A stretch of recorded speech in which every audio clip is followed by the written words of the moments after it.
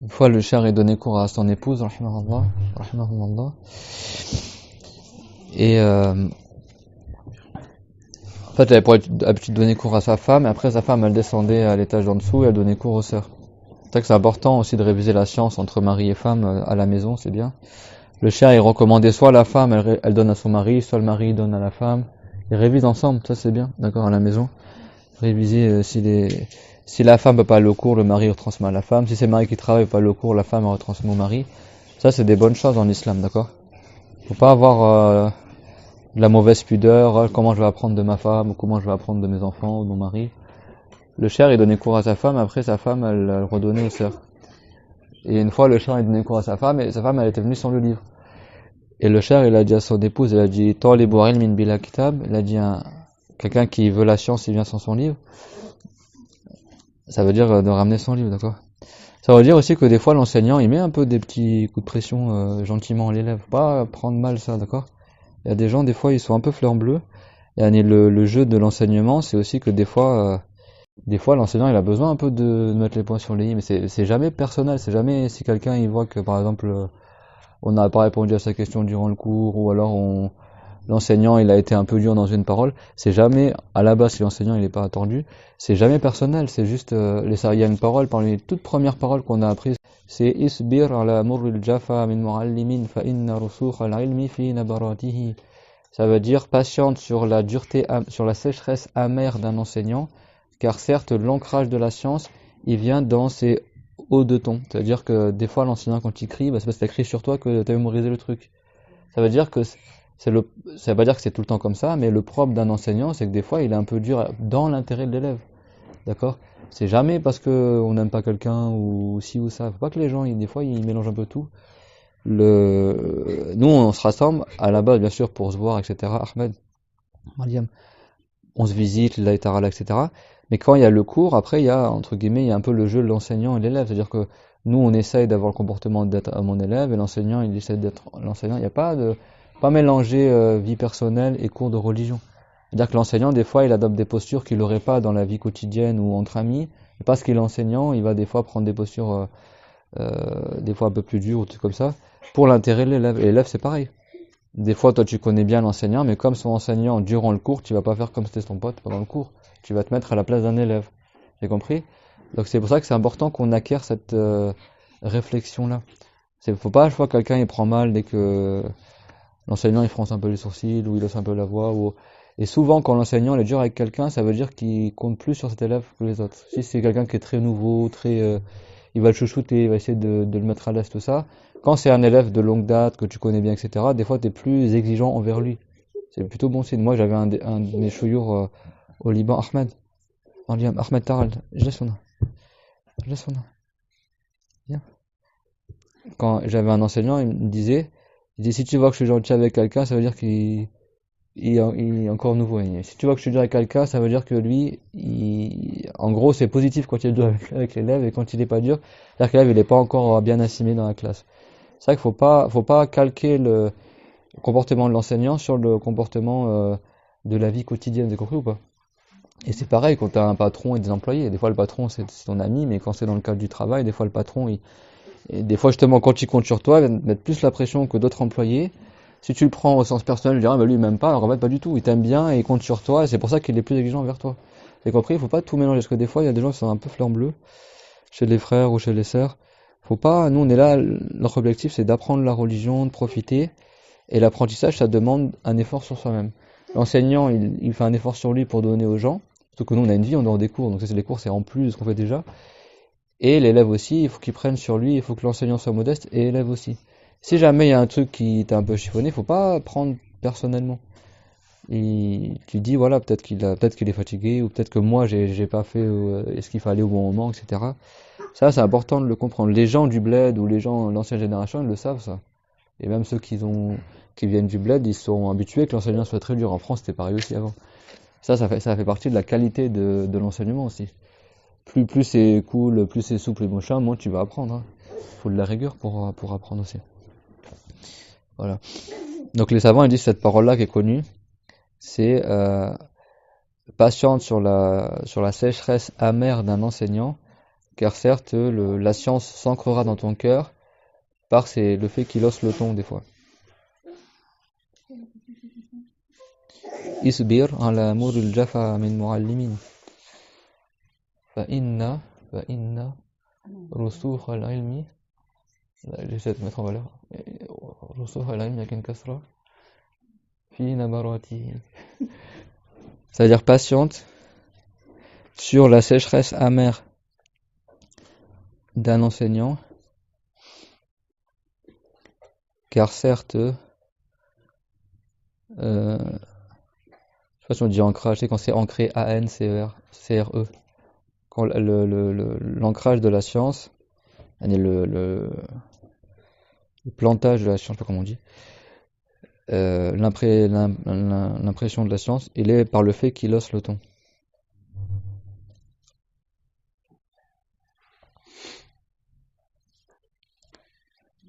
Ça, c'est parmi toutes paroles, première parole. Et la deuxième parole, c'était Betakrar yaqtarul hablul hajar. Avec la répétition, la corde finit par couper la pierre. Tu sais, quand les puits dans le passé, t'avais encerclé par de la pierre et ils faisaient glisser la corde sur le puits. Tu sais, à force de descendre le seau, remonter le seau, le faire descendre, la corde, des fois, elle se casse. Mais à force que la corde, elle frotte, tu vas voir, au bout de plusieurs décennies, ça fera une fissure dans la pierre là où la corde elle passe. Et à force que la corde elle se répète sur la pierre, la pierre elle finit par se couper en deux. Et ça, les savants le citent comme exemple que à force de répéter les formations, répéter les cours, et même si ça paraissait dur pour toi au début, au final tu finis par atteindre l'objectif. Par la répétition, la corde elle finit par couper la pierre. Tant la pierre elle est plus forte que la corde. Mais à force de répéter, après à la fin tu finis par atteindre ton objectif. C'est qui a dit la première parole que tu as dit? C'est les savants qui disent ça. Il y a une autre parole que le cher disait, c'est Man thabata nabat. Celui qui persévère, il finit par pousser. Ah, c'est toute première parole qu'on a appris quand on a commencé à apprendre la religion dans les pays du Cham. Parce que c'était assez éprouvant les études à l'université, tout ça. Ils nous avaient cité ça. C'est-à-dire que c'est pas parce que l'enseignant il est exigeant que ça veut dire forcément que tu vas pas y arriver ou comme ça aussi. Comme ça. Mais en France, des fois, on n'a pas cette éducation-là, donc du coup, il y en a, ils se frustrent à chaque fois que l'enseignant, il croit qu'on l'aime pas, ou si, ou ça.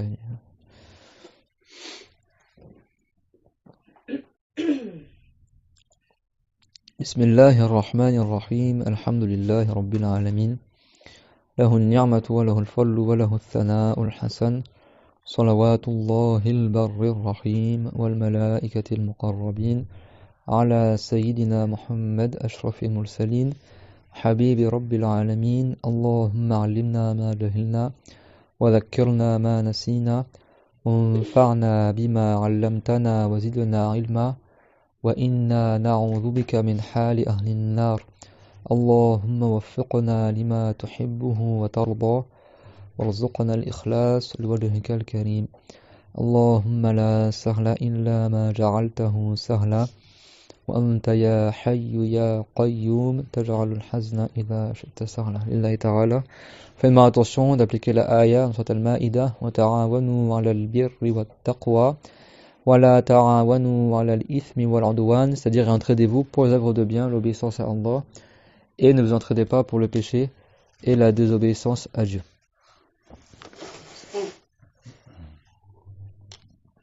Et le prophète alayhi salam, il a dit innamal a'malu binniyat wa innama likulli imri'in ma nawa. C'est-à-dire certes les bonnes œuvres ne valent que par les intentions et certes chaque personne a pour elle ce pourquoi elle a fait l'intention. Fais-moi attention Allah ta'ala. Donc parmi les bons comportements de l'élève, déjà il lit son livre, s'il a pas son livre, au moins il ait de quoi écrire. Et aussi troisième chose aussi, c'est qu'on vient pas que le musulman il pose trop de questions. Et surtout pendant le cours, parce que ça coupe le fil du cours. Et souvent, la réponse à ta question, tu auras attendu 5 minutes, elle serait venue après dans la suite du cours. Parce que des fois, l'enseignant, il fait une sorte d'introduction, une entrée en la matière. Il n'est pas encore entré dans le vif du sujet. Tu attends peut-être la fin du cours ou le cours suivant, tu auras la réponse à ta question. Donc, c'est pas l'habitude même des compagnons. Le prophète, il avait blâmé cela. Au point que les compagnons, après, en plus, on a déjà parlé de ça ici, je crois. Ils n'osaient plus trop poser de questions, attendaient que c'était les bédouins qui venaient pour poser des questions au prophète. Et une fois, il y a le prophète, alayhi salam, il a dit, Mariam, venez ici, Ahmed, viens. Viens, je laisse. Et Mariam écoute parce que le cours il te concerne aussi.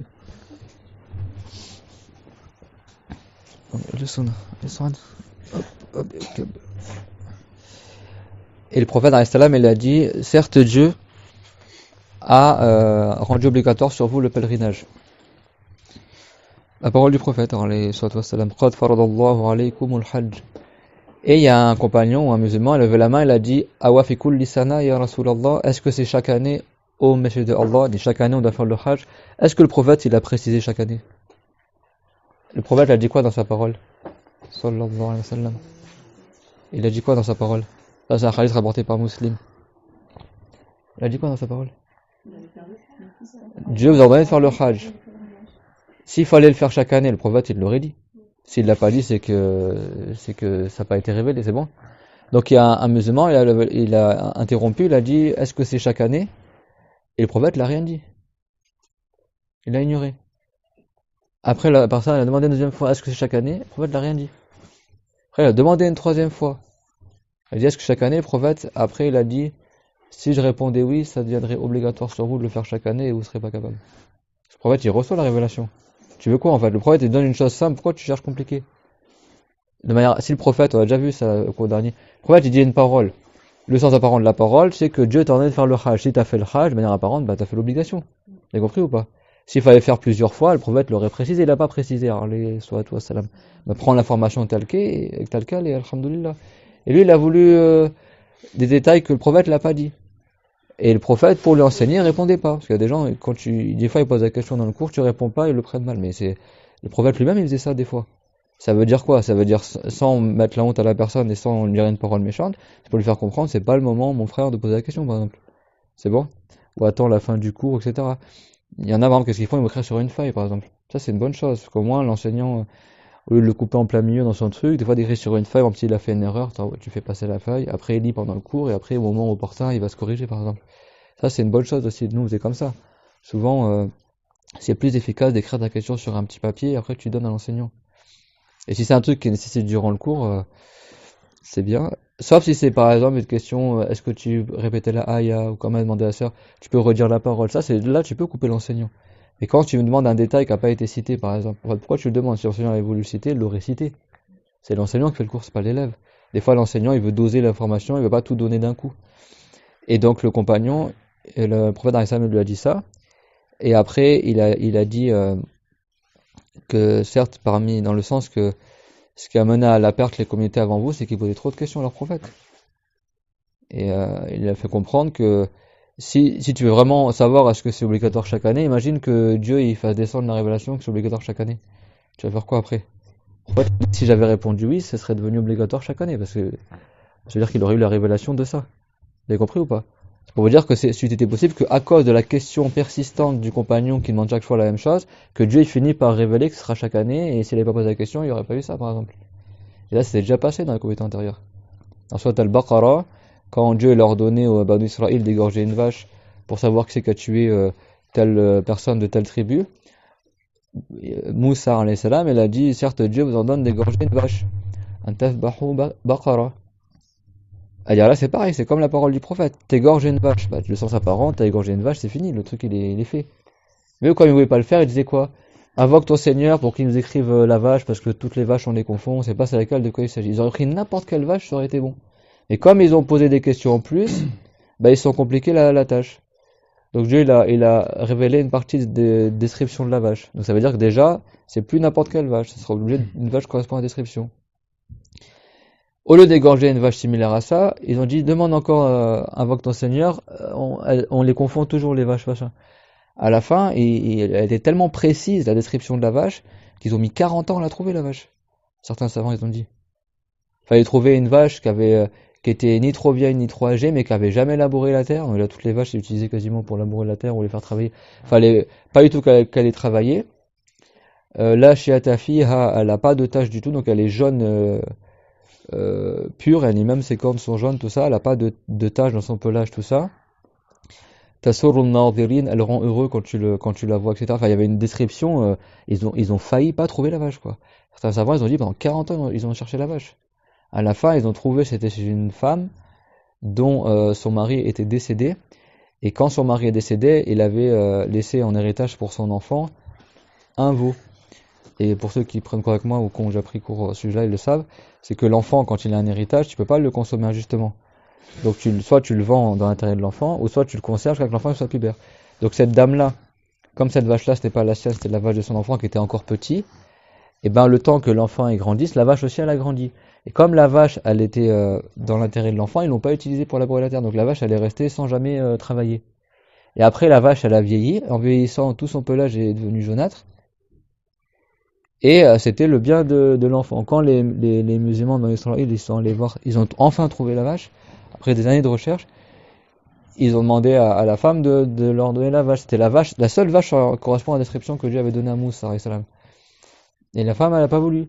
Du coup, ils ont insisté. Elle a dit, bah moi, j'accepte que si vous me donnez son volume en or. C'est-à-dire que si tu prenais la peau de la vache, tu remplissais d'or le contenant de la vache. Comme ça, son enfant, il n'est pas perdant. Et bah, ils ont fait ça. Ils ont payé une grosse somme d'or pour avoir la vache. Et à la fin, ils ont égorgé la vache. Ils ont coupé la queue de la vache. Ils l'ont mis sur le mort. Et le mort, il est revenu à la vie par la volonté de Allah Azza wa Jal. Et il a dit qui c'est qui l'a tué. Mais ils ont failli pas l'égorger la vache. Mais s'ils n'avaient pas posé autant de questions, ils auraient pris la première vache qui vient et l'ordre aurait été fait. Mais du fait qu'ils posaient des questions et encore des questions et encore des questions, et ben Dieu est révélé des complications qui étaient à cause d'eux. Bien sûr, Dieu fait ce qu'il veut. Mais à partir de cette histoire-là, qui est dans Surat al-Baqarah, c'est au tout début du Coran. C'est pour ça que Surat al-Baqarah, on l'appelle Surat al-Baqarah. Parce que dedans, il y a l'histoire de la vache. Et c'est pas pour rien qu'elle a raconté cette histoire-là.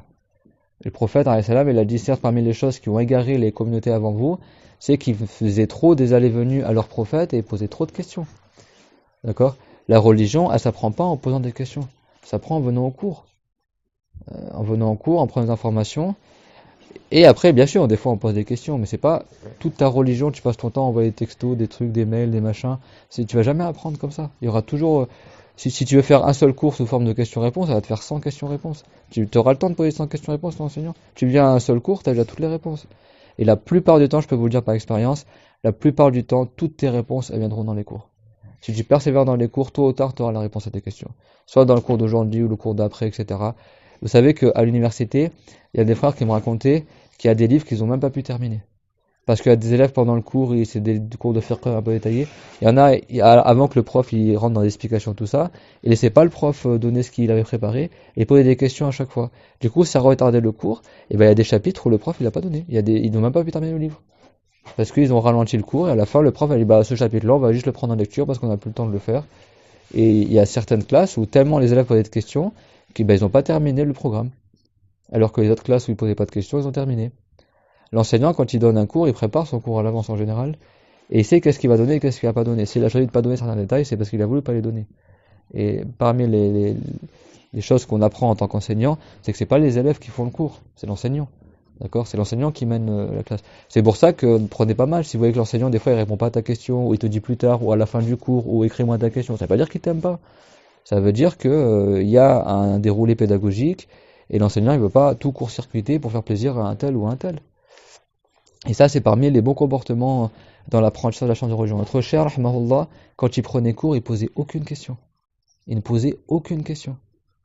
Il laissait l'enseignant donner ce qu'il a à donner. L'enseignant, il a choisi qu'est-ce qu'il va te donner. Laisse-le te donner ce que tu as. Et le cher, il disait à Cheikh Nizar, rahimahullah, dites à vos élèves, prenez ce qu'on vous donne et posez pas de questions. Il dit en gros, prends déjà la matière que l'enseignant t'a préparée pour toi, assimile-la. Déjà, si tu as tout maîtrisé, alhamdoulilah, avant de chercher d'autres choses. D'accord? La science, ça demande du temps, ça s'est fait sur le long terme. Pas croire que ça va avoir tout d'un coup. On fait un livre, après un autre livre, après un autre livre. C'est au fur et à mesure. La plupart des gens qui posent des questions, ils n'ont même pas encore assimilé ce qu'ils ont pris, ils veulent déjà avoir d'autres choses. Ça, c'est pas une bonne manière de procéder. Et ceux qui posent trop de questions et fatiguent l'enseignant, c'est qu'il y a des gens, des enseignants, des fois, ils bloquent des élèves sur téléphone, tellement on ne veut pas arriver à ce stade-là. C'est important aussi parce que plus tu fatigues l'enseignant, moins il aura de donner. Peut-être c'est possible que s'il sait qu'un tel est dans le cours, il dit ah j'ai pas trop détaillé parce qu'il va poser plein de questions. Alors que si tu vois que des élèves qui écoutent attentivement, qui notent qui pose pas trop de questions, tout ça, l'enseignant dit, ah, ils sont réceptifs, je vais donner plus, etc. Au lieu, mais leur envie d'expliquer. Ça veut pas dire poser pas de questions du tout. Mais ça veut dire qu'il faut bien doser, d'accord? Quand c'est répéter une ayah, répéter une explication, oui, d'accord? Mais si c'est des choses additionnelles, des choses en plus du cours qui n'ont pas été citées, bah attends, peut-être ça va venir dans 5 minutes, peut-être ça sera dans le cours prochain. Et si vraiment tu vois que ça n'a pas été traité, et c'est un sujet vraiment que tu as besoin, à la fin du cours, tu vas voir l'enseignant, tu dis voilà, j'ai un détail, j'ai besoin pour moi. Et peut-être l'enseignant, il verra d'en parler au cours prochain, ou soit il te répond et il n'en parlera pas dans le cours. Ça, c'est parmi les bons comportements qu'on doit adopter, moi et vous, et c'est des choses, c'est important de comprendre ça. Il y a des manières de procéder dans les cours qui sont différentes des relations amicales entre les gens. Donc, il faut accepter cette mise en place là. Si demain ton père il enseigne, tu vas pas être familier avec lui comme à la maison alors que tu es en plein cours par exemple. Tu vois, c'est des choses comme ça par exemple. Faut accepter entre guillemets le jeu de l'élève et de l'enseignant. C'est-à-dire que si quelqu'un est enseignant, tu comportes ton élève avec lui. Peut-être demain tu seras son enseignant. Tu sais, des fois il y a des gens ils donnent cours et en même temps ils prennent cours. Dans certains livres, c'est lui qui va te donner, dans d'autres livres, c'est toi qui vas le donner. Bah, c'est bien que chacun il respecte. Quand il t'enseigne, tu prends le rôle d'élève. Quand c'est toi qui enseignes, tu prends le rôle d'enseignant. Il y a certains savants, et ben leur chouïour, il leur embrassait là. Il y a certains savants, notre cher, il s'est retrouvé à donner cours après à ses propres enseignants. Ses propres enseignants qui lui avaient donné des livres par transmission, comme le cher avait beaucoup de science et les bonnes compréhensions, ils ont voulu les reprendre après avec lui. Tu vois, mais ils ont gardé le bon comportement entre eux, etc. Ça, c'est des usages aussi qui sont importants dans la religion et qui aident pour l'apprentissage. L'apprentissage. Et ça, c'est outre le fait que des fois l'élève elle est fatigué ou des fois l'enseignant elle est fatigué. Il faut pas prendre tout à cœur, il ne faut pas faire beaucoup d'état d'âme dans les cours. D'accord? Des fois, l'important c'est qu'on apprenne la religion dans la bienséance. Mais si tu vois qu'un jour un enseignant il t'a pas rendu le salam ou il était un peu soucieux, peut-être que t'as pas entendu. Pas que les gens ils aillent trop loin, tous les coups ils m'aiment pas, ou il est raciste, ou je sais pas quoi, ou si, ou il y a des gens ils vont, ou faut pas se faire de films comme ça. D'accord? Là, nous on est tous là pour la religion, pour apprendre la religion. On est d'origines différentes. Des fois on n'a pas les mêmes usages, les mêmes coutumes. Il faut dire alhamdulillah. Abu Hanifa il dit que à chaque fois qu'il prenait un cours il remerciait Allah, il disait alhamdulillah. Et ça c'est une bonne chose aussi. Je dis pas ça pour moi, hein. Mais c'est une bonne chose aussi de remercier les enseignants. Le point des gens, ils ne remercient pas les enseignants. Parce que le fait de remercier l'enseignant, c'est une cause pour que Dieu t'augmente aussi. De remercier Allah, je dis alhamdulillah quand tu prends un cours, et de remercier aussi les enseignants et enseignantes qui donnent de leur temps, des fois dans leur vie privée ou chez eux, pour faire des cours, alors qu'ils auraient pu aller au parc ou manger une crêpe à la Tour Eiffel, d'accord? Donc ça, c'est des choses aussi qui aident pour apprendre la religion. Donc on avait vu la fois dernière l'eau pure et purificatrice. Ça veut dire quoi pure et purificatrice? Qui se rappelle?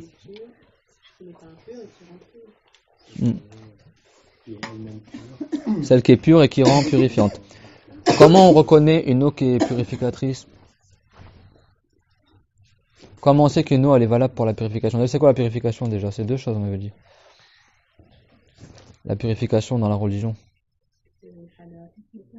C'est soit pour éliminer une impureté ou lever le hadas. Donc lever le hadas c'est quoi? Quand tu fais le roussoul, la grande ablution, ou le wudu, la petite ablution. Donc et c'est pas n'importe quelle eau qui est valable pour ça.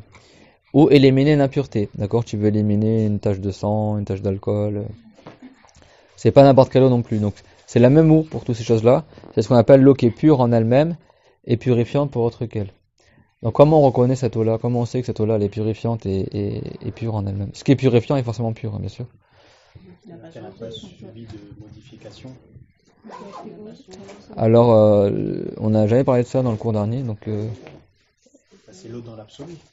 c'est l'eau dans l'absolu sans restriction, d'accord? Là, c'est pas le Murtasar, hein, c'est fait par rapport à ce qu'on a vu.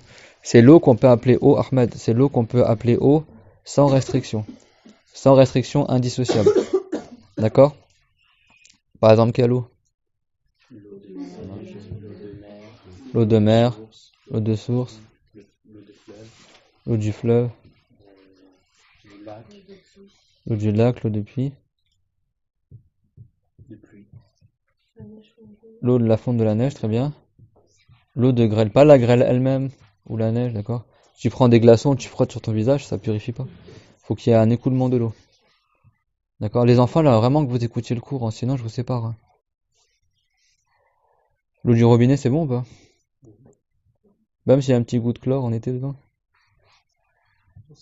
S'il y a du chlore dans l'eau, qu'est-ce qu'on fait? Comment on sait si c'est bon ou pas? Parce qu'on posait la question au cher, l'eau de la piscine, est-ce que c'est purifiant par exemple? Attends, il y a là du chlore hein, dans la piscine. Alors, c'est quoi la réponse? Bah, si tu peux toujours l'appeler eau sans avoir besoin de préciser, c'est qu'elle est toujours purifiante. Ashkesha, jusqu'à aujourd'hui, si tu vas à la piscine, tu dis je saute dans l'eau. Tu n'es pas obligé de dire je saute dans l'eau chlorée de la piscine. T'as compris ou pas? Donc ça veut dire que c'est toujours de l'eau. Ça, c'est la règle est super simple. Même l'eau du robinet, si elle a un petit goût de javel ou comme ça, mais si tu peux toujours l'appeler eau, ça veut dire qu'elle est toujours purifiante. C'est ça la règle. C'est clairement tout le monde ça? Et l'eau du robinet, elle vient soit de la pluie, soit de la rivière. Son origine, elle fait partie des. Donc les savants ils disent toute eau qui tombe du ciel ou qui surgit de la terre, elle est pure et purifiante. C'est bon? L'eau qui tombe du ciel et qui surgit de la terre. Donc l'eau de pluie, l'eau de grêle, l'eau de neige, l'eau des rivières, l'eau de source, l'eau du puits aussi. D'accord? Eh Mariam, Mariam, viens ici. Viens ici. Viens ici.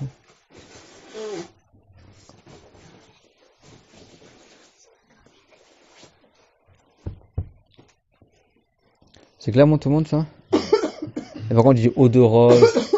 Eau de rose, tu peux pas dissocier l'eau de rose. Entre l'eau et la rose, c'est bon? Tu es obligé de préciser que c'est de l'eau de rose. Eau de fleur d'oranger, tu peux pas dire j'ai renversé l'eau. Tu es obligé de dire l'eau de fleur d'oranger. C'est clairement tout le monde ça? Par exemple, l'eau de mer, tu peux dire eau de mer, mais tu n'es pas obligé de préciser de mer. C'est clair? Donc c'est ça qui est visé quand on dit l'eau dans l'absolu sans restriction. Et après, il y a une sorte d'eau qu'on n'a pas citée, c'est l'eau qui a surgi d'entre les doigts du prophète Mohammed, alayhi salatu wassalam. Les savants citent un vers de poésie qui est وخير المياه ماء قد نبع من بين أصابع النبي المتبع. Ça veut dire, et la meilleure des eaux, c'est une eau qui a certes surgi entre les doigts du prophète qui est suivi. D'accord? Ça veut dire que l'eau qui est surgie par miracle d'entre les doigts du prophète, alayhi salatu wassalam, les compagnons, ils en ont bu et ils ont fait le wudu avec cette eau-là. Ils ont fait les ablutions, donc c'est une preuve que quoi? Que cette eau-là était également pure et purifiante. D'accord? Si vous voulez ouvrir un peu la fenêtre, si ça vous dérange pas. C'est clairement tout le monde ça? Mais bon, cette eau-là, elle n'existe plus aujourd'hui. Elle n'existe plus aujourd'hui. Donc, en résumé, c'est toutes les eaux qui surgissent de la terre ou qui tombent du ciel sont valables pour la purification. Si tu récupères l'eau de puits, tu fais ton wudu avec, etc., etc. L'eau de la rivière, l'eau du lac. Et est-ce que le sel marin, il altère l'eau? Est-ce que c'est préjudiciable pour la purification? Non, même c'est toi qui rajoutes le sel dedans. Pas le sel de montagne, le sel marin. Également, toutes les plantes qui poussent naturellement dans l'eau. Tu sais, des fois, il y a de la vase, des nénuphars, tout ça. Même si l'eau devient toute verte. Ça également, ça invalide pas la qualité de l'eau, comme quoi elle est purifiante.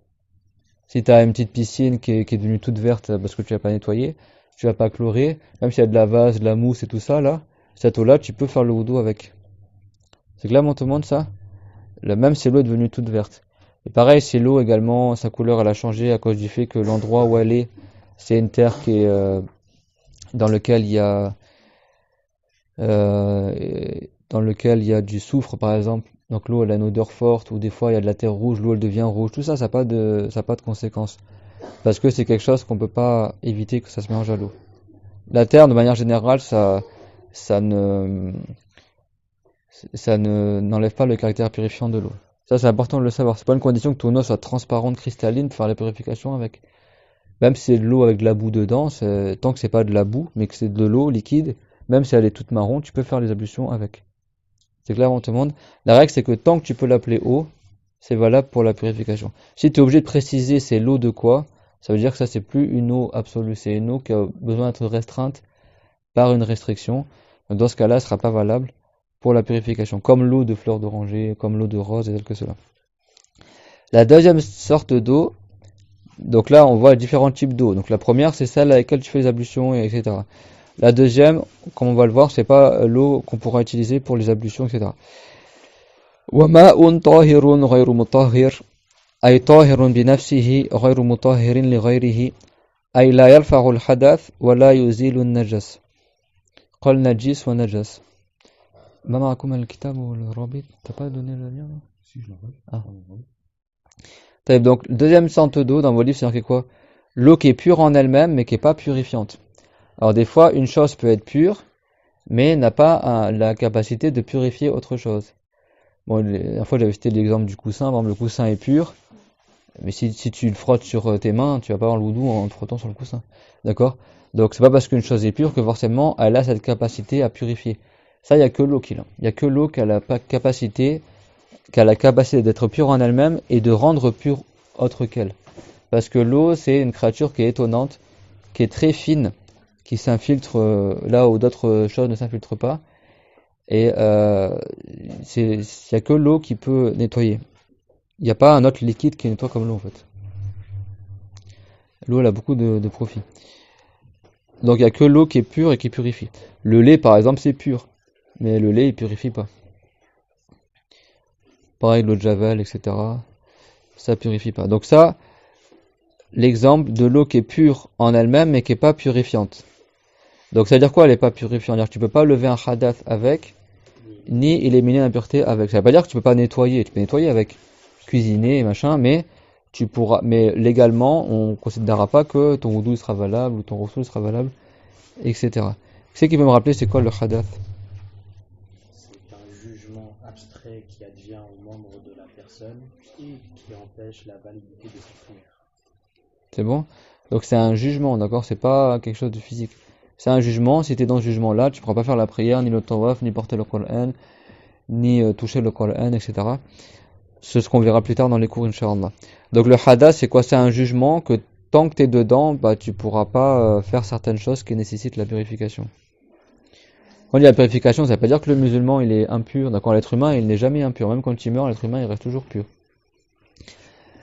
Bien sûr, après quand le cadavre il se décompose, il y a des impuretés qui sortent. Mais à la base, le corps humain il est pur. D'accord, que ce soit musulman ou non musulman, le corps humain est pur. Quant à la ayah qui parle des mouchrikin, innamal mouchrikoun najas, ça veut dire certes les mouchrikoun ne sont que najas, ça veut dire qu'ils sont impurs en soi, c'est-à-dire que leur croyance elle est impure. Ou alors on les évite, tout comme on évite les impuretés, d'accord? Des fois impur c'est au sens figuré aussi. Comme ils disent dans la Marseillaise, alaykoum salam. Dans la Marseillaise c'est pas un bon exemple, ils disent qu'un sang impur abreuve nos sillons, mais le sang il est impur en tous les cas. Et bon, des fois impur dans le sens que c'est au sens figuré. Donc là, quand on parle de pureté rituelle, ça veut pas dire que la personne elle est impure à la base, mais ça veut dire que c'est une purification qui fait en plus pour pouvoir faire la prière, le tawaf, etc. Donc là, on va voir une chose qui est importante, c'est que l'eau des fois, elle peut être toujours transparente, avoir l'odeur de l'eau, elle est comme de l'eau normale quoi, mais en réalité, elle est plus purifiante. Ça peut se passer.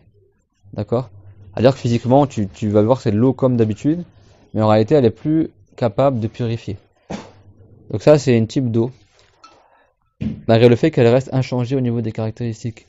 Et il y a un autre type d'eau qu'on verra aussi, qui est l'eau, si elle s'est mélangée avec autre chose qui est pure, de sorte qu'elle est tellement changée, cette eau-là, qu'on ne peut plus l'appeler eau tout court.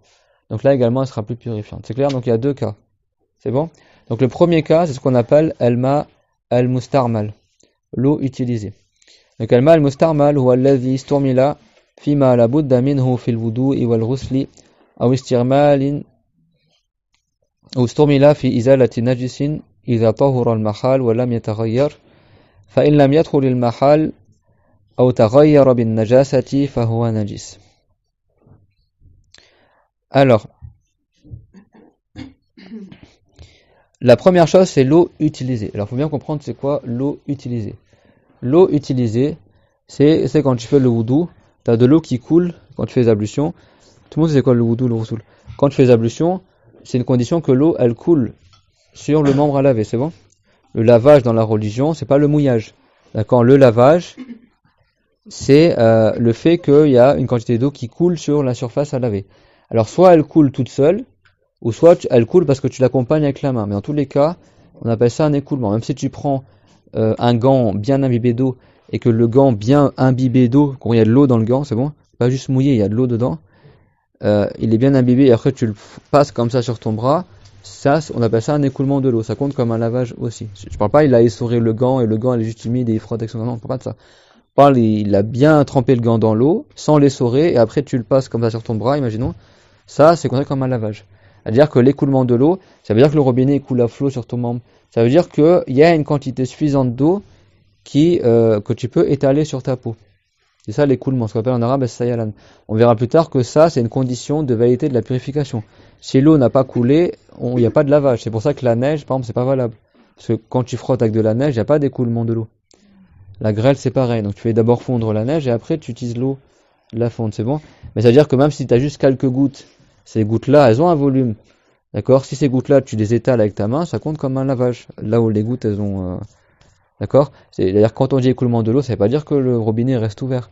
C'est-à-dire tu prends un peu d'eau, tu fermes le robinet, et après ce peu d'eau-là, tu l'étales avec ta main. Et partout où l'eau a réussi à être étalée, on considère que cet endroit-là a été lavé. C'est clairement tout le monde? S'il n'y a pas d'impureté, on parle là ici pour le hadath. C'est clairement tout le monde ça? Donc, cette eau-là qui a touché ta peau, ça c'est un jugement que beaucoup, c'est bien qu'ils connaissent, c'est important de le savoir, c'est que tant que l'eau, elle est au contact de ta peau, c'est-à-dire quand tu as mis de l'eau sur ton visage pour, par exemple, faire le wudu, pour laver ton visage, tant que l'eau, elle est attachée à ton visage, elle conserve toujours son caractère purifiant. C'est clair? Même si tu la fais revenir, repasser, machin, réétaler, tu peux lui prendre une nouvelle eau à chaque fois. C'est-à-dire que l'eau, elle madame, multasiqan bil jild, fahuwa tahur. Laysa lahu hukmul mustarmal. Donc, je reprends. L'eau, quand tu fais le wudu, par exemple, ou le roussoul, ou tel que cela, tu vas verser de l'eau, par exemple, sur ton bras. C'est bon? Cette eau-là, elle va couler sur ton bras.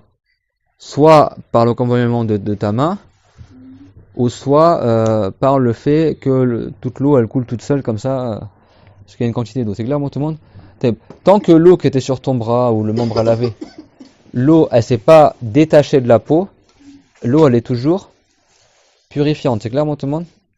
À partir du moment où l'eau, elle se décolle de la peau, elle se détache de la peau, et elle se sépare de ton bras ou du membre à laver, par exemple, la goutte d'eau, elle tombe, par exemple, cette goutte-là qui avait été auparavant juste utilisée pour lever le hadath, à partir du moment où elle se détache de la peau, on l'appelle que c'est de l'eau utilisée.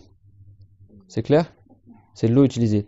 Donc, imaginons que, par exemple, toi, tu fais le wudu et il y a des gouttes qui dégoulinent de ton visage, ça tombe dans un récipient.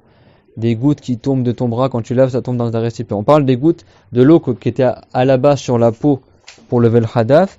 Cette eau-là, elle s'est séparée de la peau et après avoir levé le hadath, elle est retombée dans le récipient. C'est bon? Si toi tu as rassemblé toute cette eau-là, si tu la regardes, c'est de l'eau normale quand tu la vois. Mais comme en fait elle a été utilisée pour lever un hadath, on l'appelle l'eau utilisée. Dans l'école de Shafiri, cette eau-là, tu peux la boire, tu peux cuisiner avec si tu as envie, mais elle n'a plus le jugement de purificateur. C'est comme si son caractère purifiant, il a déjà été utilisé pour quelque chose. Donc cette eau-là, tu ne pourras plus la réutiliser. Bon, en général, l'eau utilisée, elle est en petite quantité, d'accord? Donc cette eau-là, tu peux plus l'utiliser pour faire un deuxième wudu, par exemple. Ou alors pour éliminer une impureté. Parce que son caractère purifiant a été perdu, parce qu'elle a été récupérée de... C'est clair, c'est quoi l'eau utilisée? L'eau utilisée, c'est pas par exemple ce n'est pas le fait que toi tu fais le wudu à partir d'un récipient et l'eau qui reste dans le récipient. Les enfants, vraiment, si vous venez au cours, c'est pour écouter le cours, c'est pas pour jouer, d'accord? Vraiment, les enfants, vous avez besoin, c'est d'apprendre la religion, et l'objectif, c'est que même si vous comprenez pas tout, c'est que vous apprenez la religion et que vous prenez l'habitude d'assister au cours et d'entendre la religion. Sinon, ça sert à rien si pendant tout le cours vous jouez, vous n'entendez rien du tout de ce qu'on raconte. Donc, c'est clair, mon demande, c'est quoi l'eau utilisée? C'est-à-dire que c'est pas l'eau que tu as utilisée pour le wudu dans le sens que j'avais une bouteille d'eau, j'ai utilisé pour le wudu, il reste de l'eau dans la bouteille, c'est pas l'eau qui reste dans la bouteille, ça c'est l'eau utilisée. Ça on appelle ça en arabe, on l'appelle comment déjà? C'est un nom en arabe. D'accord, l'eau qui reste après le wudu. Allahumma salli ala Muhammad. C'est bon? Le wadu, ça c'est l'eau que tu utilises pour le wudu. Mais après, même l'eau qui reste après la fin du wudu, ça c'est, elle a un nom en arabe. Et l'eau utilisée, c'est quoi l'eau utilisée? C'est l'eau qui s'égoutte de ton membre après avoir levé le hadath, une impureté. C'est l'eau qui découle. C'est compris ou pas? Tout le monde comprend ce que je veux dire? Tu laves ton visage, l'eau qui a goûté de ton visage, qui s'est égouttée de ton visage après avoir levé le hadath, cette eau-là que tu as utilisée pour le wudu, qui dégouline de ton visage, c'est ça qu'on appelle l'eau utilisée. En général, c'est peu. Si tu fais bien le wudu, il y a très peu de gouttes d'eau qui tombent de ton corps. Mais c'est ça qu'on appelle l'eau utilisée. C'est clair, mon tout le monde? T'as qu'on le sam Barkiyat al-ma? Donc, cette eau-là utilisée, elle est toujours pure, mais elle est plus purifiante. Tout le monde a compris ce sujet-là? Et il y a un deuxième cas de figure pour l'eau utilisée. C'est quoi le deuxième cas de figure? Si cette eau-là, tu l'as utilisée pas pour lever un hadas, mais pour éliminer une impureté. Par exemple, tu avais de l'urine qui a séché, on ne le voit plus tout ça, et tu as fait couler de l'eau pour purifier l'endroit. C'est clair?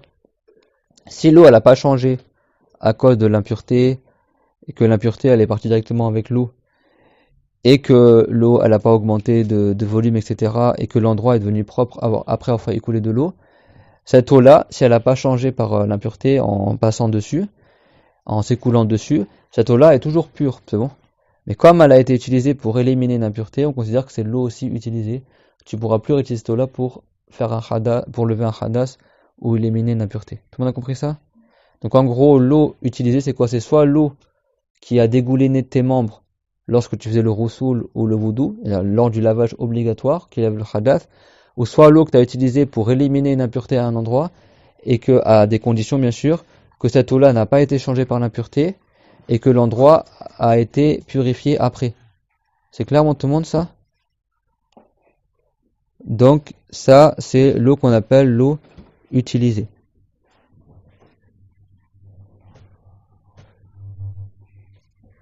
C'est bon pour tout le monde ça? Mais si l'eau, elle a été changée par l'impureté, par exemple, elle a changé d'odeur ou de couleur ou truc comme ça, ou alors l'eau, tu l'as fait couler, il y a toujours l'impureté sur l'endroit, cette eau-là, on considère qu'elle est impure. C'est clair, tout le monde? Si tu as voulu enlever une tache de sang par terre, tu as fait couler l'eau, le sang est toujours là. Ou l'eau est devenue rouge, par exemple. D'ailleurs, cette eau-là est toujours pure. Elle est devenue impure, c'est clair? Donc, c'est vraiment le cas où il y avait une impureté, par exemple, elle a séché, il faut juste un peu d'eau et le truc il va partir. Dans ce cas-là, si tu as fait couler au-dessus et que l'eau n'a pas changé, et que l'impureté, elle a disparu, et cette eau-là, on dit qu'elle est toujours pure. Elle n'a pas été souillée par l'impureté, mais comme elle a été utilisée pour éliminer l'impureté, on appelle ça l'eau utilisée. C'est clair, tout le monde? Cette eau-là, est-ce qu'on peut la réutiliser pour faire un wudu? Pour faire le roussoul? Pour éliminer notre impureté? Non, d'accord?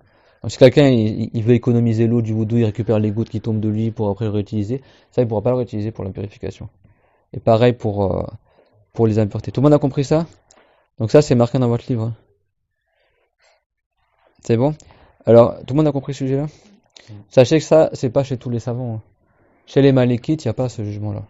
Chez les Malikites, tant que l'eau elle n'a pas changé, tu peux réutiliser 10 fois si tu veux la même eau du wudu. Chez les Malikites, tant que l'eau elle est toujours sous sa caractéristique d'eau, elle est toujours purifiante. C'est clair, tout le monde, ça? Tout le monde a compris ça ou pas? Par exemple,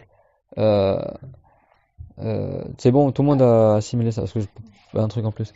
مثلا لو فرضنا أن واحد يتوضأ من الإناء واخترف ماء الإناء بيده، إذا هو نوى رفع الحدث عندما أدخل يده في الإناء كل الماء صار مستعملا، لأنه استعمل هذا الماء في رفع حدث اليد. أما إذا فقط اخترف الماء وبعد ذلك أراد رفع الحدث ففقط هذا الماء الذي كان في يده يكون مستعملا وليس في الإناء. Donc par exemple, au bled ou dans les pays, chez les Malikites, ils citent souvent le fait de faire le wudu avec le récipient. Et ça, je conseille tout le monde de faire avec ça dans les mosquées, ça économise de l'eau. Moi, je fais toujours, même à la mosquée, je remplis mon petit récipient, je fais le wudu comme ça. Comme ça, tu maîtrises bien ton débit d'eau. Alors, quand tu fais le wudu avec le récipient, la sunna, à la base, c'est par exemple, l'ibrir comme petit arrosoir, là, tu verses l'eau dans ta main droite. Quand tu fais le visage, après, tu mets l'eau dans ta main droite, tu serres les deux mains comme un bol. Donc l'eau se répartit entre les deux mains et après tu mets les deux mains sur ton visage, c'est bon? Mais toujours tu prends la main gauche, tu serres l'eau dans la main droite. Quand tu veux faire le bras gauche, qu'est-ce que tu fais? Pareil, tu mets l'eau dans la main droite et après avec la main droite tu verses l'eau sur le bras. C'est bon? Et quand tu serres toujours la droite. Quand c'est pour le bras droit, tu verses l'eau avec la main gauche, tu verses l'eau dans la main droite et après tu fais couler sur le bras. C'est bon? Dans ta pomme, tu mets un peu d'eau et après tu fais couler, pas dans le robinet, tu étales l'eau sans qu'il y ait le robinet coule dessus. Quand c'est la main gauche, c'est pas tu mets l'eau directement dans la main gauche. Tu verses l'eau dans la main droite et après hop, tu verses l'eau qui est dans la main droite sur le bras gauche, et tu laves, d'accord? C'est clairement tout le monde ça? Etc. C'est comme ça qu'on fait avec le récipient. Et donc le récipient, souvent, il est du côté gauche, pas du côté droit. Taïb. Mais c'est possible que la personne, des fois, ils font le wudu avec un petit bol, une sorte de bol en plastique, une petite bassine. Donc, il y a des gens qui vont carrément plonger leurs mains dans la bassine d'eau, et après laver le visage, plonger leurs mains dans la bassine d'eau, et après lavent le bras, vous avez compris? Donc ça, faut faire attention à ça, parce que quand la personne, elle plonge sa main pour laver le visage, quand elle plonge sa main, elle veut juste prendre de l'eau pour après le mettre sur son visage, donc il n'y a pas de problème. Mais si elle, après quand elle veut laver le bras, elle plonge sa main dans le récipient, si au moment où elle plonge sa main dans le récipient, elle, son intention c'est d'enlever le khadas de sa main, quand sa main elle rentre dans le récipient, bah du coup toute l'eau du récipient qui est en petite quantité est devenue utilisée pour lever le khadas de sa main. Vous avez compris? Du coup, bah, toute l'eau qu'il y avait dans la petite bassine ne pourra pas continuer le wudu avec. Ça dans l'école de Shafi'i. C'est vrai que tu verses d'abord l'eau dans ta main droite et après, ton intention c'est juste de mettre l'eau dans la main droite et après tu l'étales pour lever le khadas. D'accord? Donc si lui, quand il a plongé, s'il fait directement en mettant la main dans le bol, c'est ça que moi quand je fais le wudu avec un récipient, je fais pas avec le bol, je fais ça avec le petit truc, la petite arrosoir là, en plastique là. Ça tu verses dans ta main et après tu t'étales. Parce que si tu mets directement la main dans le récipient, si ton intention c'est quand tu plonges ta main dans le récipient, d'enlever le khadas de ta main, bah comme l'eau du récipient elle est en petite quantité, dans l'école de Shafi'i, toute la bassine elle devient utilisée pour lever le khadas de ta main. Donc du coup, bah c'est fini, cette eau-là qui reste dans le récipient, tu pourras pas continuer le wudu avec. Donc le mieux c'est que tu prennes l'eau du récipient, tu le verses dans ta main droite, et une fois dans la main droite, là, tu fais le wudu avec.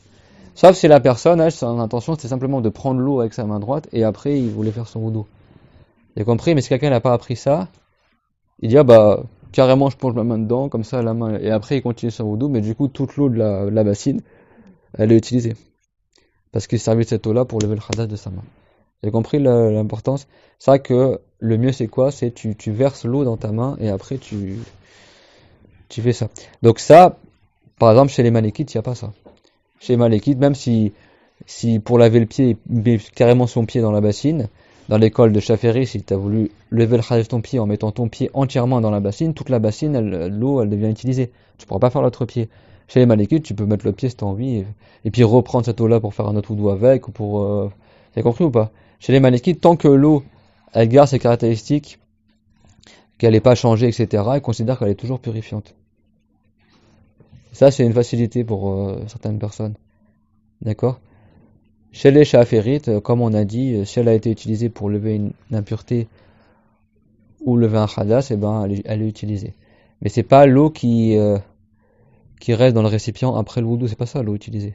L'eau utilisée, c'est l'eau qui dégouline de ton membre, qui était sur ta peau pour lever le khadas, et après elle est coulée. Et c'est pas l'eau non plus que tu as utilisée pour faire un deuxième lavage ou un troisième lavage sunna. D'accord? C'est l'eau par laquelle tu as levé le khadas. C'est clair, on te montre ça? C'est ce qu'on appelle al-ma al-mustarma, l'eau utilisée. C'est un peu technique, mais c'est facile en réalité. Il faut juste bien catégoriser les choses. C'est vrai que c'est important que vous ayez votre livre, parce que tout ça c'est marqué dans le livre.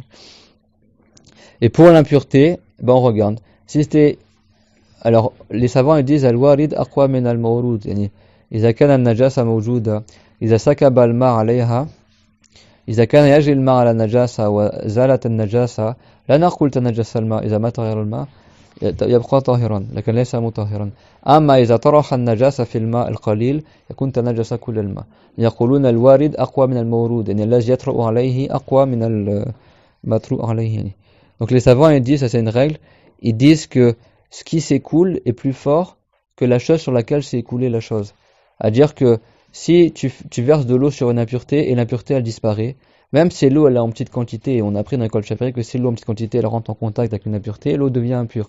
Mais si c'est l'eau qui est versée sur l'impureté, et dit là dans ce cas-là l'eau elle a une puissance qui est plus forte que l'impureté, donc si l'impureté elle disparaît avec l'eau, on considère que si l'eau n'a pas changé, l'eau est toujours pure, mais elle est plus purifiante. En revanche, si tu n'as pas beaucoup d'eau et tu mets carrément l'impureté dans l'eau, toute l'eau devient impure. C'est clair? Parce que dans le cas où l'eau elle est dans le récipient et tu jettes l'impureté dedans, dans ce cas-là, c'est pas l'eau qui a coulé sur l'impureté, c'est l'impureté qui a coulé sur l'eau. Et le plus fort, c'est celui qui coule sur l'autre. Vous avez compris? Donc si tu veux éliminer l'impureté, c'est tu dois faire couler l'eau dessus, c'est pas tu mets l'impureté dans l'eau. Comme ils font au bled, en Afrique ou ailleurs, ils ont des petites bassines comme ça au village, je parle. Dans certains villages, ils ont des petites bassines, tu as une bassine avec du savon, une bassine avec de l'eau, une bassine avec de l'eau. Donc ils lavent, ils enlèvent les taches, avec le savon. Après, ils mettent dans la deuxième bassine, c'est l'eau sans savon. Après, troisième bassine, c'est l'eau avec pas de savon non plus. Puis à la fin, le truc, il est propre. Et après, c'est comme ça qu'ils lavent leur linge. Ça, dans l'école de Shafi'i, c'est la catastrophe. C'est-à-dire, quand s'il a une impureté sur l'habit, il met dans la petite bassine, toute l'eau de la petite bassine devient impure. Donc ton habit, il est totalement souillé, toute la bassine d'eau dedans elle est souillée. Après quand il va le mettre dans la deuxième bassine, c'est pareil, il va entre guillemets contaminer la deuxième bassine. Troisième bassine, à la fin tout son linge il est devenu impur et toute l'eau qu'il y a dans la bassine elle est impure. Ces pays-là en général ils sont malikites et l'école Imam Malik c'est très utile pour ceux qui n'ont pas beaucoup d'eau dans les pays un peu arides. Chez l'imam Malik, si l'eau n'a pas changé à cause de l'impureté et l'impureté a disparu, c'est pur. C'est clair? Donc, ces pays-là qu'on parle, c'est vrai, avant d'aller parler aux gens, apprenez la religion. Dans ces villages-là d'Afrique, ils sont malikites. Et chez les malikites, ça, c'est valable. Chez les malikites, si l'eau, elle n'a pas changé à cause d'impureté et que l'habit, il est propre, considère que l'habit est pur et l'eau aussi est pure. Et cette eau-là, tu peux même la réutiliser pour faire le wudu, éliminer notre impureté tant qu'elle n'a pas changé l'eau. C'est clair? Ça, c'est une grande facilité. Et les pays où ils n'ont pas beaucoup d'eau, comme à Nawa en Syrie par exemple, là où il est à Nawawi rahimahullah. À Nawa c'est un village, ils ont tellement pas d'eau qu'ils construisent leur maison avec de la bouse de vache séchée. Ça, la bouse de vache quand elle sèche, il n'y a plus d'odeur, il n'y a plus rien, c'est comme de la terre. Ils ont tellement pas d'eau qu'ils ont une grande fosse comme ça, et quand il pleut, l'eau elle se rassemble dedans, et après ils utilisent cette eau-là pour faire le wudu, etc. Et comme ils ont des maisons et tout en bouse de vache, des fois ça ruisselle et ça retombe dans la fosse d'eau. Et ça, chez les Malikites aussi, considèrent que la bouse de vache, c'est pas impur. Vous avez vu les facilités qu'a chaque Malik? Donc cette eau-là qui a ruisselé sur ces briques en bouse de vache, tout comme ça, et qui est retombée dans le bac à eau, considère que ça n'a pas rendu impur l'eau. Alors que chez les Chaférites, c'est de la catastrophe. C'est pour ça qu'on avait vu, rappeler le cours dernier, que la divergence dans les écoles, c'est miséricorde. Et beaucoup de pays d'Afrique, ils sont dans l'école de l'imam Malik, Ibn Anas, rahimahullah. Donc si un jour tu vas au village au bled, avant de dire ah non mais vous faites une catastrophe, et il y a des divergences, d'accord, il y a des divergences. Et dans l'école de Shafi'i, il y a des arguments, ils distinguent l'eau en petite quantité et l'eau en grande quantité. Donc l'eau qui a été utilisée pour éliminer l'impureté, et si l'eau elle a changé, l'eau elle est impure, parce qu'elle a changé à cause de l'impureté, donc c'est l'impureté qui a affecté l'eau. Si l'eau n'a pas changé, et deuxième condition, et l'endroit a été nettoyé, il n'y a plus de najasa dessus, plus d'impureté, considère que l'eau elle est toujours pure, mais elle n'est plus capable de purifier autre chose. Donc cette eau-là, on l'appelle l'eau qui est pure en elle-même, mais qui n'est pas purifiante. Ça c'est bon, c'est le premier cas de figure qu'on avait dit. C'est l'eau qu'on appelle l'eau oui, mais purificatrice, il y a deux types d'eau. Le premier c'est quoi? L'eau utilisée. La deuxième eau pure, mais qui n'est pas purificatrice, ou pas purifiante, c'est quoi? Walma al-mutaghayyir bima khalatahu min at-tahirat. C'est l'eau qui a été changée par quelque chose qui s'est mélangé à elle, et c'est quelque chose de pur. Et tout ça, c'est des restrictions. Déjà, c'est de l'eau, c'est bon. Et il y a quelque chose de pur qui s'est mélangé à elle. Mélangé, c'est bon. C'est-à-dire quoi, mélanger? Ça veut dire quoi ici, le mukhalata? بحيث لا ينفصل برأي العين لا تستطيع أن تميز بين الماء والذي تغير بالماء. هذا هو المخالطة ليس المجاورة. إذا وقع مثلا خشبة في الماء تميز بين الخشبة والماء فهذا يقال له مجاورة. أما إذا وقع السكر في الماء السكر ينحل في الماء فلا تعود تميز بين السكر والماء هذا يقال له المخالطة. فإذا تغير الماء بما خلطه من الطاهرات حيث لا يميز الطاهر من الماء الذي خلطه وتغير الماء تغيرا كثيرا هذا يقال له ماء طاهر غير مطهر. Donc là, les savants, ils sont résumés et chaque terme, il a son importance. Là, on parle de l'eau qui a été changée, donc c'est pas de l'eau qui a été inchangée, c'est de l'eau qui a été changée par quelque chose de pur qui s'est mélangé à elle. Donc c'est pas quelque chose d'impur, c'est bon. Et mélangé, c'est-à-dire de sorte que tu n'es plus capable de distinguer c'est quoi l'eau et c'est quoi la chose qui est tombée dedans. C'est-à-dire que ça s'est mélangé, de sorte que tu peux pas distinguer à l'œil nu, par exemple si tu as du sucre qui tombe dans l'eau. Si le sucre il fond dans l'eau, à la fin tu vas pas dire le sucre est là et l'eau est là, c'est devenu de l'eau sucrée. C'est bon. Donc c'est ça qu'on appelle mélanger. Les savants ils distinguent ce qu'on appelle al-mujawara et ce qu'on appelle al-mukhalata. Al-mukhalata c'est le mélange. Mujawara c'est l'avoisinage. La chose est dans l'eau mais elle est dissociable de l'eau. Si tu as un bâton qui tombe dans l'eau, tu auras beau tourner l'eau, le bâton tu le verras toujours il est où dans l'eau. Donc même si l'eau elle change à cause d'un bâton, ici elle n'est pas changée à cause d'un mélange. Parce que le bâton il s'est pas dissous dans l'eau. C'est clair, tout le monde? Si tu as des feuilles qui tombent dans l'eau, par exemple, et à cause des feuilles dans l'eau, elle a changé d'odeur, par exemple, ou tel que cela. Je parle pas le truc, il a commencé à fondre dans l'eau. Hein. Je parle par exemple, tu as du bâton parfumé qui est tombé dans l'eau, du oud, par exemple, le bâton oud. Ce bâton-là, il suffit juste que tu le frottes contre ta main devient parfumé. Le vrai oud gagne. C'est juste, tu frottes le bois sur toi, ça te fait du parfum. Bah, si ça tombe dans l'eau, pas de sorte qu'il y a des substances liquides qui se dissouent dans l'eau, hein. Mais le bâton juste il flotte dans l'eau et à cause de ça, l'eau est devenue parfumée.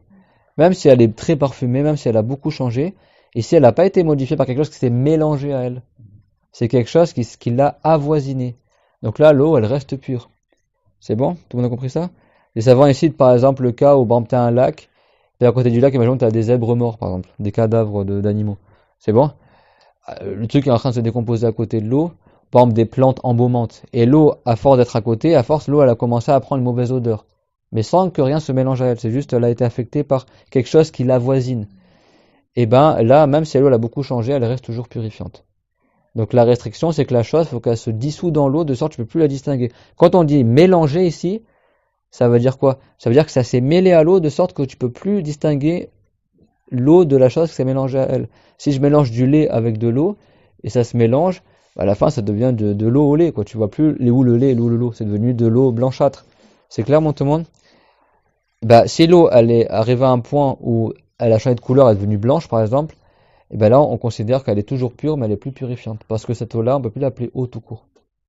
Si tu mets un sachet de thé dedans, le thé, il y a des choses qui vont se dissoudre dans l'eau, elle va devenir toute rouge, l'eau, tu vas pas dire que c'est de l'eau. Tu vas dire je bois un verre d'eau. Tu vas dire je vais boire du thé. C'est clair, tout le monde? Ça, c'est ce qu'on appelle un mélange. Tout le monde a compris? Donc si une eau, elle s'est mélangée avec quelque chose de pur, parce que si c'est impur, qu'elle est changée ou pas, l'eau elle devient impure s'il y a une impureté qui tombe dedans, et que l'eau en petite quantité. Mais si l'eau elle a changé par quelque chose qui s'est mélangé à elle, de parmi ce qui est pur, et elle a changé d'un changement important, alors cette eau-là elle reste pure bien sûr, mais elle est plus purifiante. C'est clair? Par exemple si tu mets du sucre dans l'eau, et t'en mets tellement qu'après l'eau elle a un goût sucré, mais vraiment important, et ben on pourra plus faire le wudu avec. C'est clair? Alors que le sel, on a dit c'est du sel marin, là c'est une exception, d'accord? Pour la terre, c'est pareil aussi. Et pour les plantes qui poussent dans l'eau, c'est pareil, vous vous rappelez ça? C'est ça que j'ai parlé ça la dernière fois. فإذا خالط الماء طاهر يمكن صون الماء عنه بلا مشقة وغير الماء تغيرا كثيرا فهذا الماء لا يصلح لا للوضوء ولا للغسل ولا لإزالة النجاسة. Donc s'il y a quelque chose de pur, d'accord, quelque chose de pur, qui s'est mélangé à l'eau, et cette chose-là, habituellement, c'est trop difficile d'empêcher qu'il se mélange à l'eau. C'est clair? Par exemple, le chlore dans l'eau du robinet. C'est difficile ou pas de l'éviter? C'est pas difficile, mais c'est l'être humain qui met le chlore dedans. C'est bon? Donc, le chlore, si ça avait tellement changé l'eau elle serait plus valable pour la purification. Mais comme le chlore est pas beaucoup dans l'eau du robinet, ça change pas suffisamment l'eau, donc du coup ça reste valable pour la purification. C'est clairement tout le monde?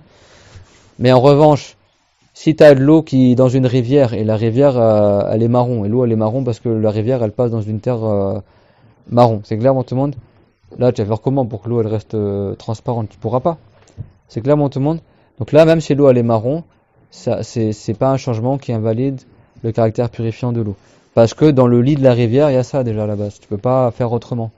Pareil, si tu as de la vase qui pousse dans la rivière ou dans le lac, c'est quelque chose qui pousse dans l'eau. C'est quelque chose qui est déjà dans l'eau à la base. Donc ça également, ça invalide pas la purification, d'accord? Si quelqu'un a une bouteille d'eau qui est restée longtemps et à la fin c'est devenu tout vert, l'eau, il peut toujours l'utiliser pour la purification. C'est clairement tout le monde, même si l'eau elle a changé. Là, c'est quelque chose qui est difficile à éviter. Donc c'est quoi la question qu'on a citée? Donc le sol dans lequel l'eau passe, par exemple si c'est du soufre, si c'est de la terre spécifique, il y a une odeur particulière parce que l'eau elle passe dans cet endroit-là, ou il y a une couleur particulière parce que la terre dans laquelle l'eau elle coule elle est comme ça. Tout ça, ça n'a pas de...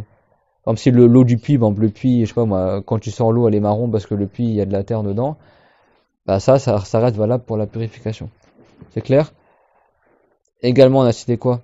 Le sel marin, et également tout ce qui est la vase, les nénuphars et tous les végétaux qui poussent naturellement dans l'eau.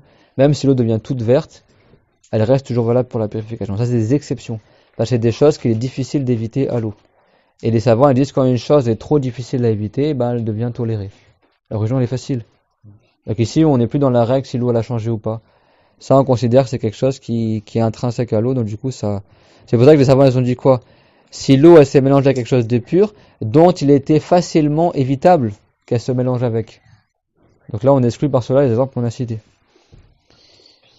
Et que l'eau a été changée d'un changement important, alors cette eau-là ne sera plus valable ni pour faire les petites ablutions, ni pour faire les grandes ablutions, le roussoul, et ni pour éliminer une impureté. C'est clair? Ni pour éliminer une impureté.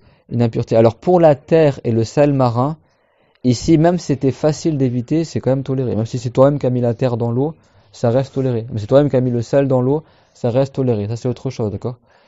Mais de manière générale, si l'eau, elle passe la rivière ou le puits ou tout comme ça passe à un endroit où il y a beaucoup de soufre ou beaucoup de terre, du coup, l'eau, elle change de couleur ou d'odeur à cause de l'endroit où elle passe. Si c'est quelque chose qui est difficile à éviter, ben, ça reste toléré. C'est clair, tout le monde? L'eau, elle reste toujours purifiante. C'est l'eau du lac en France, les lacs, l'eau elle est verte, tu vois même pas sous l'eau quand t'es dans un lac. T'as certains fleuves, le Gange, je sais pas quoi, l'eau elle est marron. Mais tout ça, ça reste valable pour la purification, parce que c'est quelque chose de pur qui s'est mélangé à elle, et c'est quelque chose qui est difficile à éviter. C'est-à-dire qu'elle est naturellement présent dans le lit de la rivière, là où la rivière elle coule, ou quelque chose qui a été créé dans l'eau directement, comme les plantes qui poussent dans l'eau, la vase et tout ça, même si ça change la couleur de l'eau, tout ça, ça reste sans conséquence pour le caractère purifiant de l'eau. En revanche, le cas où l'eau elle est plus valable pour la purification, c'est comme il a dit ici, qu'un waqa'a fil ma'i halib aw sukkar faghayyara lawnahu aw ta'amahu aw rihahu taghayuran kathira. Donc le contre-exemple, ce qui prouve que l'eau elle est plus valable pour la purification, c'est comme par exemple si dans l'eau il est tombé dedans du lait ou du sucre et que ça a changé la couleur de l'eau ou le goût de l'eau ou l'odeur de l'eau mais d'un changement important. C'est pas une légère petite coloration, un léger petit goût, un arrière-goût de sucre. Non, c'est vraiment l'eau est devenue sucrée. Ou l'eau est devenue orange, ou marron, ou verte, ou bleue, d'accord? Donc là, c'est plus valable pour la purification. C'est clairement tout le monde ça? À condition que le changement il soit important. Important. Bon, par exemple, le chlore qu'il y a dans l'eau du robinet, ça change le goût de l'eau. Mais est-ce que c'est un changement important?